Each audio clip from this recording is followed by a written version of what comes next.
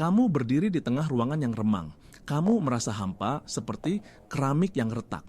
Kamu memberi dan terus memberi berharap bisa mengisi kekosongan di dalam dirimu dengan cinta mereka. Tapi kehangatan yang kamu harapkan tidak pernah datang. Hanya ada keheningan yang dingin yang menggema lebih keras dari kata-kata manapun. Mereka bilang mereka mencintaimu. Mereka memujamu, tapi mata mereka tidak pernah benar-benar melihatmu. Tatapan mereka tertuju pada sesuatu yang lain, sesuatu yang kamu pegang, sesuatu yang bisa kamu berikan. Inilah awal dari sebuah kebenaran yang mengerikan. Sebuah kebenaran dari psikologi terlarang. Dia tidak kecanduan dirimu, dia kecanduan statusmu sebagai penyedia. Kekacauan mulai merayap masuk ke dalam pikiranmu. Kamu mulai mempertanyakan setiap senyuman, setiap sentuhan, setiap kata, "Aku cinta kamu." Apakah semua ini nyata atau hanya sebuah pertunjukan yang megah di mana kamu adalah properti utamanya? Kamu mulai bertanya pada dirimu sendiri, sebuah pertanyaan yang paling menakutkan, apakah aku tidak cukup? Kenapa cintaku terasa seperti sebuah transaksi yang tidak pernah seimbang? Aku memberi emas dan menerima debu. Lalu kamu melakukan eksperimen kecil. Kamu berhenti memberi. Kamu menutup toko. Dan kehangatan mereka seketika berubah menjadi es. Ketenangan mereka meledak menjadi amarah yang dingin dan tajam. Disinilah kamu melihatnya dengan jelas. Kehadiranmu bersyarat. Cintamu adalah upah atas pelayananmu. Ini bukan psikologi cinta. Ini adalah psikologi ketergantungan. Tapi bukan ketergantungan padamu, sang manusia. Melainkan ketergantungan pada apa yang kamu hasilkan. Kamu bukan pasangan. Kamu adalah sumber daya alam. Penyedia apa? Penyedia validasi. Setiap kali mereka ragu, kamu adalah cermin yang mengatakan, kamu hebat, kamu luar biasa. Penyedia stabilitas emosional. Saat dunia mereka hancur, kamu adalah pilar yang kokoh, menahan reruntuhan agar tidak menimpa mereka. Penyedia solusi, setiap masalah, setiap rintangan, kamu yang memikirkannya.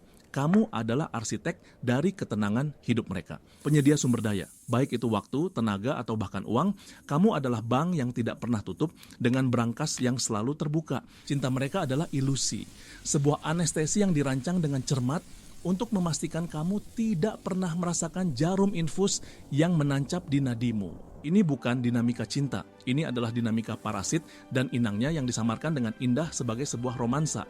Mari kita lihat sebuah contoh, kita sebut saja mereka Anya dan Leo. Anya adalah seorang penyedia klasik, empati yang meluap dan keyakinan bahwa cinta bisa memperbaiki segalanya. Dia adalah seorang penyelamat. Leo adalah seorang pecandu, penuh pesona namun rapuh di dalam. Dunianya adalah serangkaian krisis yang tak berkesudahan dan dia selalu membutuhkan seseorang untuk memadamkan apinya. Saat mereka bertemu, dinamika itu langsung terbentuk. Anya melihat seseorang yang butuh diselamatkan. Leo melihat sumber daya yang tak terbatas. Anya menyelesaikan masalah Leo. Dia membayar tagihan saat Leo lupa. Dia menenangkan amarah Leo yang meledak-ledak dengan kesabarannya yang tak berbatas. Dan Leo memujanya. Dia menyebut Anya malaikatnya, penyelamatnya. Kata-katanya adalah madu yang paling manis. Pujian itu adalah bahan bakarnya. Setiap terima kasih, setiap aku tak bisa hidup tanpamu adalah bayaran yang membuatnya terus bekerja, terus memberi. Suatu hari mesin itu rusak, Anya jatuh sakit. Bukan sakit yang parah, hanya demam yang membuatnya terbaring lemah di tempat tidur. Untuk pertama kalinya, penyedia tidak bisa menyediakan.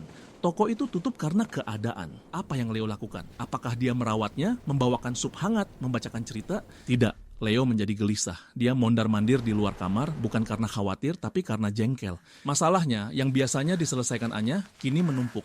Ketenangan emosionalnya yang biasanya diisi ulang oleh Anya, kini habis. Dia tidak melihat Anya yang sakit, dia melihat layanannya yang terganggu, dia tidak melihat pasangannya yang menderita.